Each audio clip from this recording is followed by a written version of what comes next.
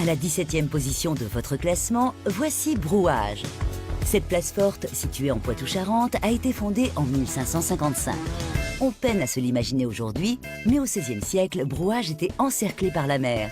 Jalousé, convoité, le cardinal de Richelieu a ordonné la construction de remparts pour la protéger. Quand la mer battait ses remparts, c'était la place forte rivale de La Rochelle. C'était le grand port d'expédition du sel qu'on récoltait dans les marais environnants.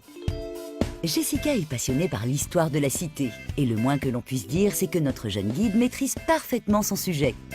Alors là, je me trouve devant la porte royale de Brouage, avec les armes un petit peu érodées par l'air salin aujourd'hui. Ce sont les armes de France et de Navarre, puisque nous sommes sous le règne de Louis XIII.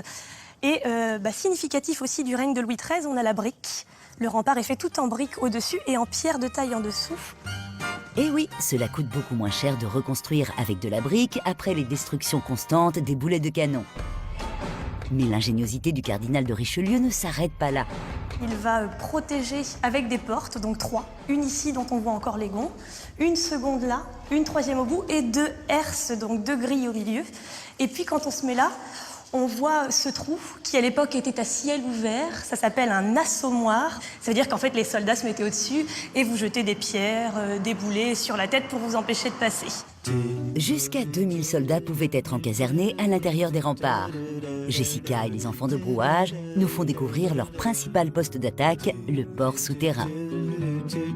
Déjà, il faut vous imaginer qu'à marée haute, il y a de l'eau ici, à l'époque de Richelieu. Mais à marée basse, ce n'est que de la vase. Et on va construire ce port souterrain qui est caché sous le rempart, donc on voit l'extérieur, là, réellement, pour faire des attaques, parce qu'on est en guerre entre les protestants et les catholiques. Mais si ça permettait aux catholiques de sortir, ça pouvait aussi permettre aux protestants de rentrer.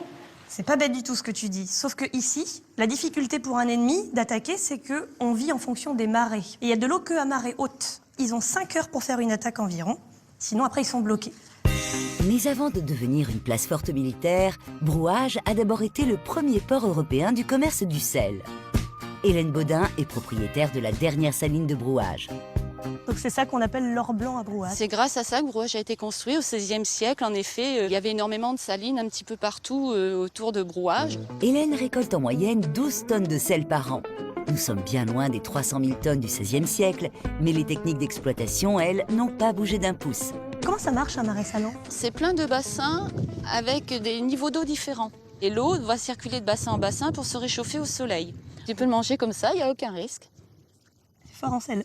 Très fort en sel, oui, tout à fait.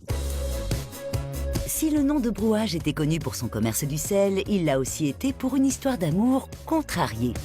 C'est en effet ici que Marie Mancini, le premier amour de Louis XIV, a été tenu à l'écart pour qu'il puisse épouser l'infante Marie-Thérèse d'Autriche.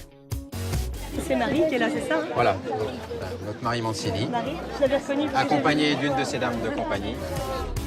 Une histoire d'amour qui résonnera encore longtemps dans les ruelles de la citadelle.